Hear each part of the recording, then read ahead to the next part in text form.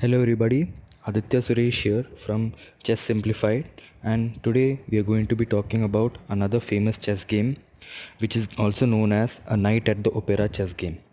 So this was a game played back in 1858 between Grandmaster Paul Murphy. As you all know, he was one of the greatest chess players of all time, against two other amateur opponents who are German noble Karl II, who was the Duke of Brunswick, and another fellow French aristocrat. So this game teaches you the importance of rapid development of pieces and the value of sacrifice in mating combinations and other chess concepts. So this game lasted only for 17 moves. So Paul Murphy, playing the white pieces, opens out with e4, e5, knight f3, d6, d4, bishop to g4. So bishop to g4 was a famous line back in the day, but now as you can see, e takes d is more famous instead of the move bishop to g4. The main idea of bishop to g4 is to pin the knight and to not allow the knight to do much activity. D takes e5, bishop takes f3, and queen takes f3, d takes e5, and bishop to c4. White is now threatening mate with queen takes f7.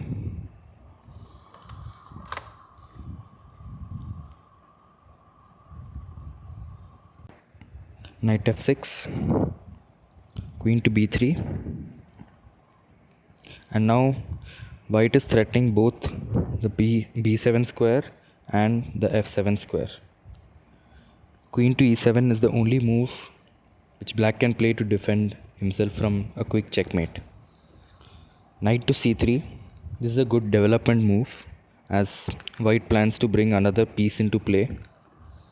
c6, preventing the knight from coming to d5 and creating further problems. Bishop to g5, another fantastic move which is pinning the knight on f6 to prevent taking from at the e4 pawn. And b5. So this has been termed as a mistake, and we are going to see. You can pause the video for a minute and guess what Grandmaster Paul Murphy's next move is. So the next move is knight takes b5, a brilliant move. C takes b5, another mistake, as black has completely opened his d file, and also after castles the rook will have the entire complete view of the d file, and the white queen can also attack, and the bishop is also exposing the black king. So it's a very bad position for black.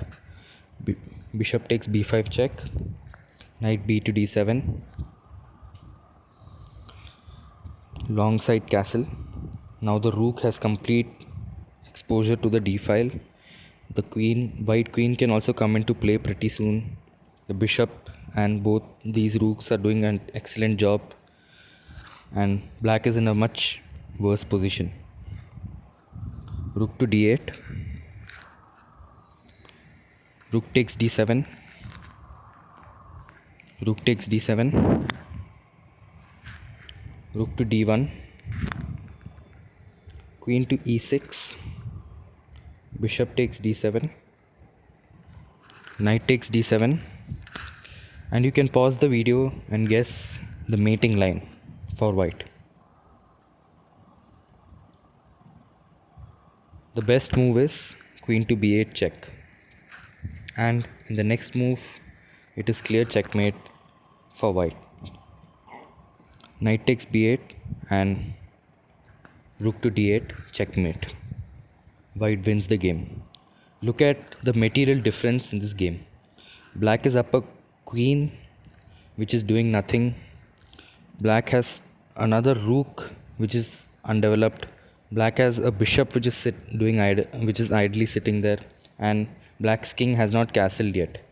And so this shows the importance of developing pieces early in the game and why we must castle early.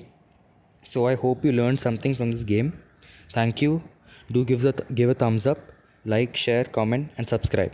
Thank you.